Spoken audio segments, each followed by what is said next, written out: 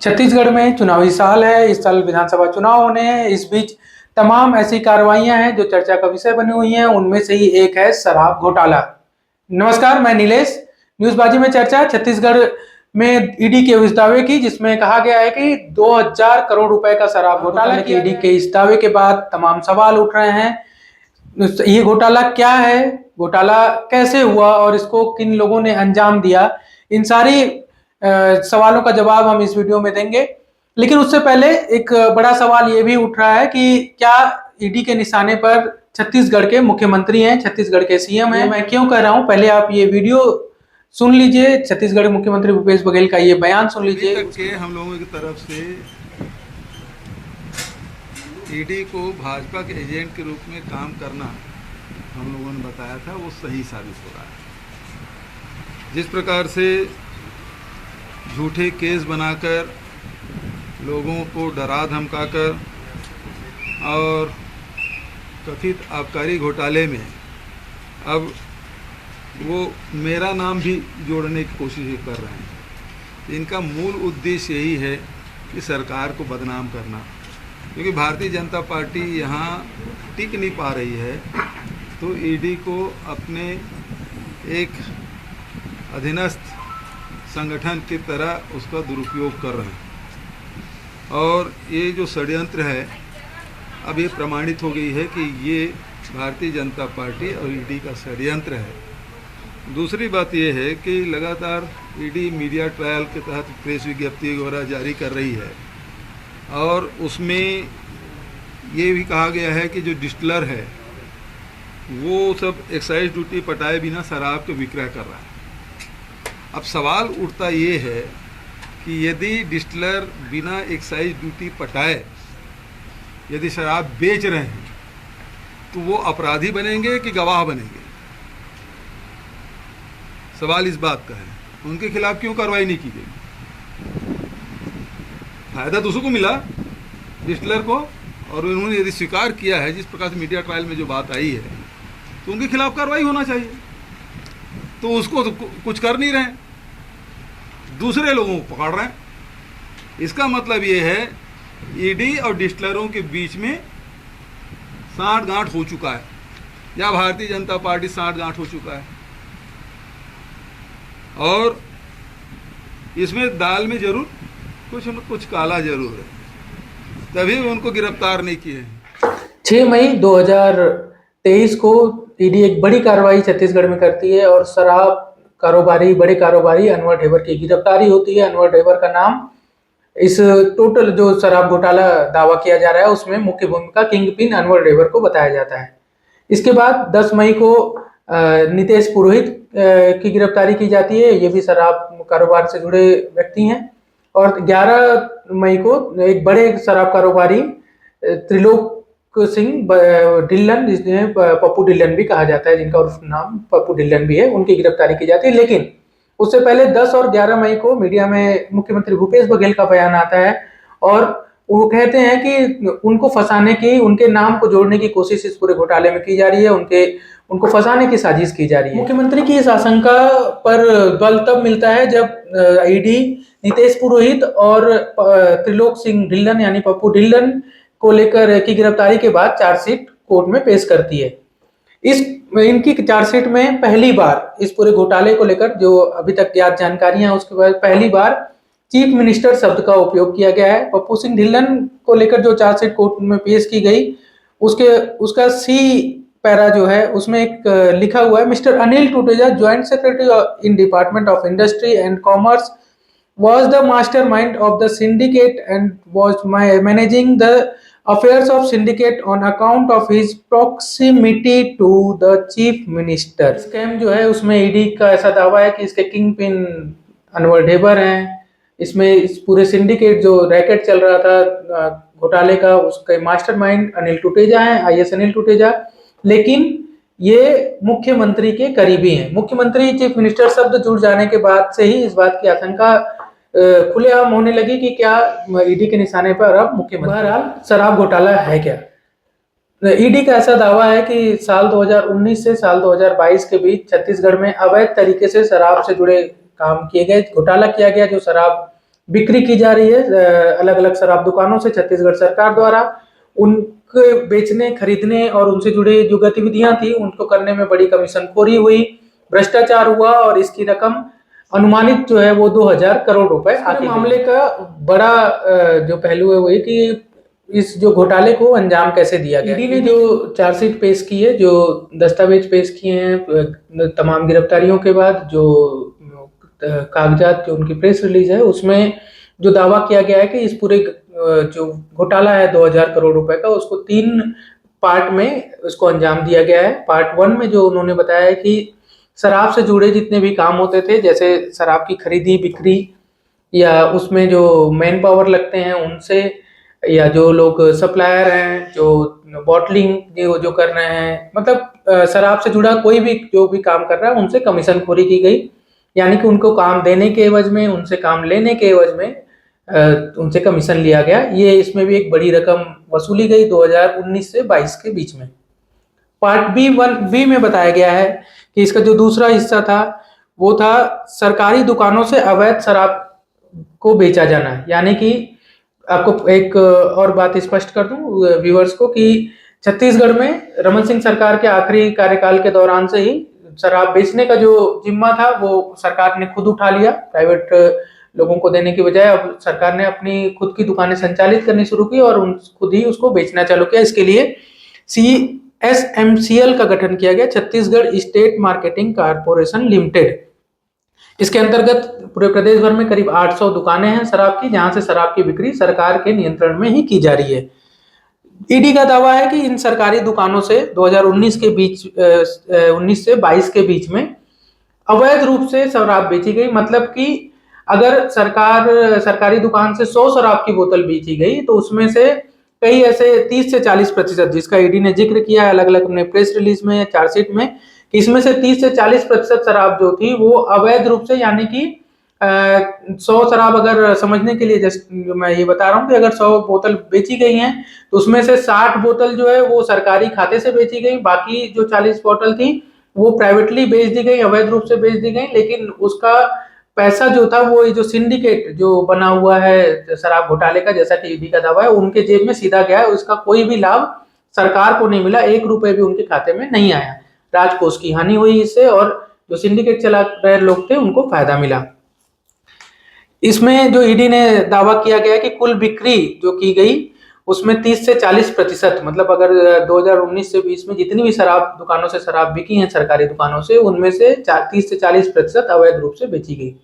पहले वाले पॉइंट में एक चीज मैं और बता दूं कि जो वसूली की बात थी, कमीशनखोरी की बात थी, जो पार्ट 1 में बताया गया, उसमें से ईडी का दावा है कि 75 रुपए से 150 रुपए तक प्रति बॉटल कमीशन लिया गया है, जो मैन्युफैक्चरर थे, जो सप्लायर थे, जो इससे जुड़े और भी लोग थे उनसे। ये शराब की कीमतों के आधार पर, शराब की क्वालिटी के आधार पर ये रेट तय था, कम से कम 75, अधिकतम 150 रुपए प्रति बॉटल। जो तीसरा पार्ट था वो भी कमीशनखोरी से ही जुड़ा था, लेकिन ये कमीशनखोरी लोगों को लाइसेंस दिलाने, जो FL1 के जो लाइसेंस देने थे, FL10A, sorry, commission from FL10A license holders was also charged from foreign liquor supplier. This license were given to the associate of Anwar Devar.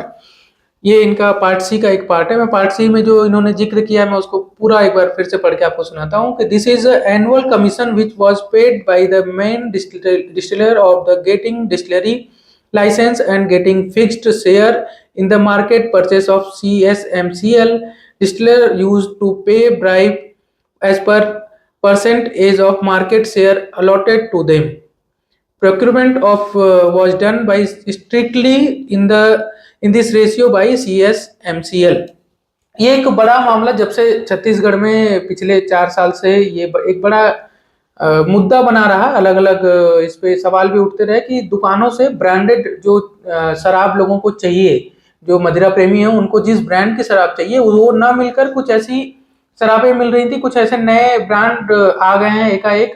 जैसे हमने एक वीडियो, आपको मैं लिंक इसका शेयर कर दूंगा डिस्क्रिप्शन बॉक्स में, एक हमने बनाया था जिसमें मदिरा प्रेमियों का कहना था कि वो अगर सपोज करिए कि गोवा ब्रांड की शराब मांग रहे हैं तो उनको रोमियो दे दिया जा रहा है। वो अगर कुछ और दूसरी ब्रांड है अंग्रेजी शराबों की वो मांग रहे हैं तो वो दुकानों में अवेलेबल नहीं है, उसकी जगह कुछ और एक नया ब्रांड आ गया है, क्योंकि उनको अब लेना है तो मजबूरी में वो ले रहे हैं। ये स्थिति पिछले 4 सालों से लगातार बनी हुई है शराब दुकानों में। कहीं पे भी आप जाएंगे उसमें कई बार तो जगह लिखा रहता है कि ये वाली ब्रांड नहीं है, आप दूसरी ले लीजिए। ईडी ने भी यही अपने जो घोटाले में जो दावा किया है उसका भी ये कहना है कि शराबों को बिकवाने के लिए, अब इसकी एक गंभीरता को समझिएगा कि शराब बेचेगा कौन? सरकार। यानी कि वो जो शराब बिकेंगी पूरे प्रदेश में वो सरकारी दुकानों से ही बिकेंगी। अब उसमें कौन सा माल बिकेगा ये डिसाइड करने के लिए कि अगर मान लीजिए कि एक्स पर्सन है जो किसी कंपनी के, शराब कंपनी के मालिक हैं, उनकी शराब मार्केट में उसकी मांग भले ना हो, चाहे उसके मदिरा प्रेमी उसको पसंद करते हो या ना करते हो, या बियर हो या शराब से जुड़ी जितनी भी शराब दुकानों में चीजें बिक रही हैं उससे, मतलब कोई कंपनी हो जिसका मदिरा प्रेमी या उसको खरीदने वाले उसको लेना चाहें या ना लेना चाहें, लेकिन अगर उपलब्धता सिर्फ उसी की होगी तो उनकी मजबूरी हो जाएगी कि उसको लेना, और दूसरे ब्रांड मिलेंगे ही नहीं। तो ये जो मैनिपुलेशन करने के लिए जो पूरा खेल चल रहा था उसके लिए एक बड़ी कमीशन इसके एवज में लिया जा रहा था इस सिंडिकेट द्वारा। जो ईडी का दावा है कि एक बड़ा कमीशन लिया जा रहा था, जिसकी तीनों पार्ट 1, पार्ट बी जिसका जिक्र किया और पार्ट सी, तीनों का मिलाकर कुल रकम होता है 2000 करोड़ रुपए अनुमानित, जो ईडी का दावा। इस पूरे घोटाले को लेकर जो सबसे अहम बात है कि इसके जिम्मेदार कौन है ईडी की नजर में, ईडी किसको जिम्मेदार मान रही है इस पूरे घोटाले को लेकर।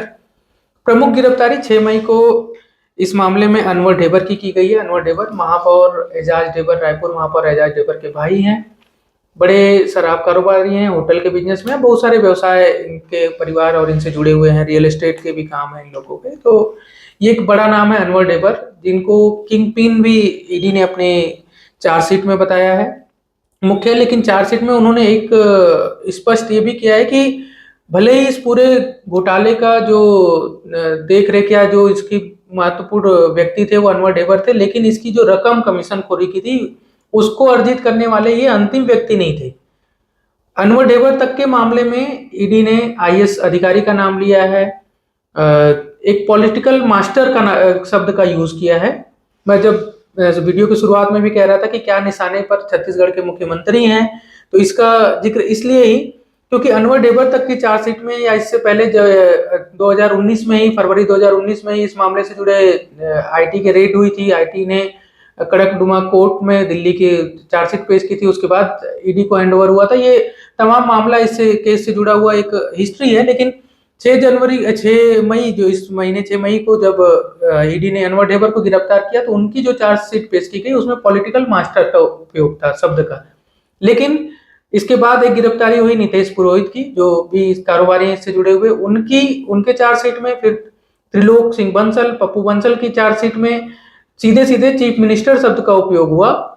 इसमें बताया गया कि चीफ मिनिस्टर के करीबी होने का फायदा उठाते हुए इस भ्रष्टाचार को अंजाम दिया गया है। इस पूरे सिंडिकेट का मास्टरमाइंड ईडी ने आईएएस अनिल टुटेजा को बताया है। आईएएस अनिल टुटेजा काफी चर्चित और प्रशासनिक क्षेत्र के काफी ताकतवर अधिकारी माने जाते हैं पिछले कई सालों से। पिछली सरकार जब रमन सिंह की सरकार थी उसमें भी एक बड़ा घोटाला सामने आया था, छत्तीसगढ़ सरकार का अंजाम दिया जा रहा था। छत्तीसगढ़ सरकार की एसीबी ने कार्रवाई किया था, नान घोटाला, नगर आपूर्ति निगम का घोटाला था, कथित तौर पर 36,000 करोड़ रुपए का घोटाला था। उसमें मुख्य आरोपियों में अनिल टुटेजा का नाम शामिल है। इस मामले में भी अनिल टुटेजा को मास्टरमाइंड बताया गया है। उनके बेटे यश टुटेजा का भी अलग अलग चार्जशीट में नाम है। सिंडिकेट के मुख्य हिस्सा बताए जा रहे हैं अनिल टुटेजा। इसके बाद अनवर ढेबर का नाम है। अनवर ढेबर के अलावा जो एक महत्वपूर्ण नाम है वो है अरुणपति त्रिपाठी का। अरुणपति त्रिपाठी कौन है? Chhattisgarh state marketing corporation limited, Chhattisgarh state marketing corporation limited के एमडी रहे हैं। पिछले 7 सालों से वो ये जिम्मेदारी निभा रहे थे। और कहा यह भी जा रहा है कि जो छत्तीसगढ़ सरकार ने खुद शराब बेचने का जो निर्णय लिया उसके पीछे जो भूमिका बनानी थी, उसके लिए जो प्लानिंग करनी थी, प्लॉटिंग करनी थी, इसमें इनका अहम रोल रहा है, पिछली सरकार में भी और वर्तमान सरकार में भी। और ये टोटल जो सिंडिकेट चल रहा था, कैसे कमीशनखोरी होगी, कहाँ कैसे पैसा लिया जाएगा, किन से लिया जाएगा, ये सारी चीजें जो हैं ये इनकी देख रेख में ही अंजाम दिया जा रहा था। शराब कितनी बिकनी है, कैसे बिकनी है, तो पद के हिसाब से भी इनके ऊपर ही जिम्मेदारी थी, एमडी थे इसके। अभी तक इस मामलों में 4 बड़ी गिरफ्तारियां हुई हैं। अनवर ढेबर को 6 मई को गिरफ्तार किया गया। इसके बाद नितेश पुरोहित को 10 मई को, त्रिलोक सिंह ढिल्लन कारोबारी हैं, इनकी भी गिरफ्तारी, पप्पू ढिल्लन जिनका उर्फ नाम है, उनकी गिरफ्तारी 11 मई को हुई। फिर इसके बाद 15 मई को मुंबई से, ये तीनों गिरफ्तारियां जो हैं वो छत्तीसगढ़ से ही हुई हैं, लेकिन अरुणपति त्रिपाठी की गिरफ्तारी, जो एमडी हैं CSMCL के, उनकी गिरफ्तारी मुंबई से हुई। मुंबई में जहां से उनको गिरफ्तार किया गया, ईडी का दावा है कि वहां से कुछ कैश भी बरामद किए गए, कुछ और भी जब्तियां हुई हैं। इसके अलावा कई छापे पड़े हैं, शुरू से लेकर अब तक अभी भी लगातार कार्रवाइयां जारी हैं। कई लोगों को पूछताछ के लिए बुलाया गया है। हो सकता है कि कुछ दिनों में और भी कुछ बड़ी कार्रवाई ईडी की ओर से हो। इस तमाम जो घोटाला हुआ, दावा किया गया घोटाले का, इसमें एक 2-3 जो पॉइंट हैं, उसमें सबसे बड़ी बात यह है कि ईडी ने यह भी दावा किया है कि इस दरमियान घोटाले को अंजाम देने के लिए नकली शराब भी बेची गई, विदाउट हॉलमार्क की शराबें बेची गई, जो उसकी बॉटलिंग हुई, जो उसके ढक्कन लगे, उस सब में कमीशनखोरी की गई, गलत तरीके से पैकेजिंग करके शराब बेच दी गई। कई ऐसे लोगों को फायदा पहुंचाया गया जो उस मापदंड को पूरा नहीं कर सकते थे काम करने के लिए। इसमें जो सप्लायर हैं, जो कैश कलेक्टर हैं, जो कैश लेते हैं, जो काउंटर पर लोग हैं, उन सब की नियुक्तियों में जो कमीशनखोरी की गई। मेन जो सप्लायर हैं एजेंसी, उनसे कमीशनखोरी की गई। इनके यहाँ अलग अलग पूछताछ और छापे भी पड़े हैं पूरी घटनाक्रम में। बहरहाल सवाल फिर से वही है कि क्या इस पूरे मामले में अब तक जब कि नितेश पुरोहित और पप्पू सिंह ढिल्लन या त्रिलोक सिंह ढिल्लन की गिरफ्तारी से पहले मास्टर पॉलिटिकल शब्द का उपयोग हो रहा था, जो बदलकर चीफ मिनिस्टर हो गया है कि चीफ मिनिस्टर के करीबी होने के नाते IAS अनिल टूटेजाल ने इतनी बड़ी घोटाले को अंजाम दिया है, तो क्या निशाने पर छत्तीसगढ़ के मुख्यमंत्री हैं। बहरहाल ये पूरा घोटाला क्या है उसको हमने समझाने की कोशिश की, उसको किस तरह से अंजाम दिया गया, किसने अंजाम दिया, ईडी के चार्जशीट के अनुसार, उनके अपने दावों के अनुसार हमने आपको बताया। ये वीडियो आपको कैसा लगा ये हमें कमेंट बॉक्स में जरूर बताएं, और अगर पसंद आया हो तो इसको लाइक करें, हमारे चैनल को सब्सक्राइब करें।